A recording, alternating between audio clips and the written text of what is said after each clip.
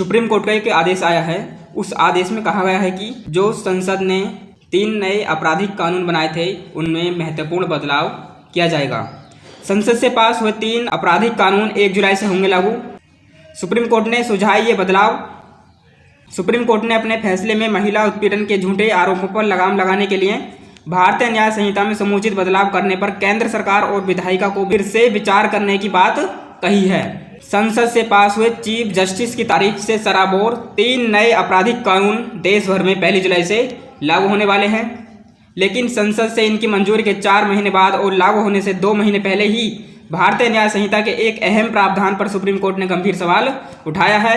Supreme court ने अपने फैसले में महिला उत्पीड़न के झूठे आरोपों पर लगाम लगाने के लिए भारतीय न्याय संहिता में समुचित बदलाव करने पर केंद्र सरकार और विधायिका को फिर से विचार करने की बात कही है। धारा 85 और 86 में क्या बदलाव है?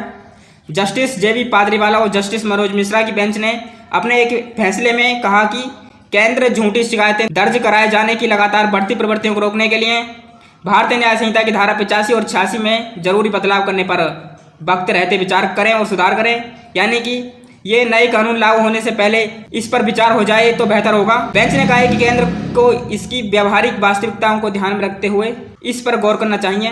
नए कानून 1 जुलाई से लागू होने वाले हैं। हम यह देखना चाहेंगे कि क्या विधायिका ने अदालत के सुझावों पर गंभीरता से विचार किया है। कोर्ट ने कहा है कि ये धाराएं हूबहू IPC की धारा 498A जैसी ही है। फर्क बस यह है कि धारा 498A का स्पष्टीकरण भारतीय न्याय संहिता की धारा 86 में दिया गया है।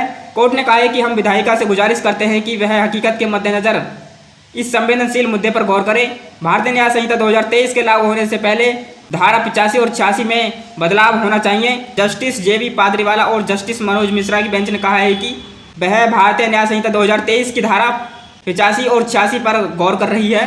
कोर्ट ने रजिस्ट्री को इस फैसले को एक कॉपी केंद्रीय विधि सचिव और गृह सचिव को भेजने का निर्देश दिया है। यही दोनों इस पर अपनी अनुशंसा और टिप्पणी के साथ इसे विधि और न्याय मंत्री के साथ साथ गृह मंत्री के समक्ष रखेंगे।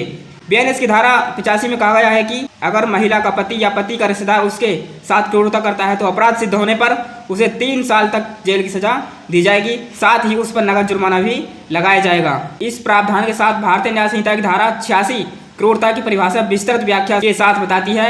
इसमें पीड़ित महिला को मानसिक और शारीरिक दोनों तरह से होने वाले नुकसान शामिल हैं। पीठ ने कहा है कि उसने 14 साल पहले केंद्र से दहेज विरोधी कानून यानी IPC की धारा 498A पर फिर से विचार करने के लिए कहा था, क्योंकि बड़ी संख्या में दहेज प्रताड़ना की शिकायतों में घटनाओं को बढ़ा चढ़ाकर बताया जा रहा है। यह थी सुप्रीम कोर्ट की एक टिप्पणी। इसमें सुप्रीम कोर्ट ने विधायिका को और केंद्र सरकार को निर्देश दिए हैं, यदि वह धारा 85 और धारा 86 में परिवर्तन करना चाहते हैं तो एक बार उस पर गौर जरूर करें। दोस्तों, यदि आपको वीडियो अच्छी लगी तो वीडियो को लाइक, चैनल को सब्सक्राइब जरूर करें। मिलते हैं नेक्स्ट वीडियो में, तब तक के लिए जय हिंद।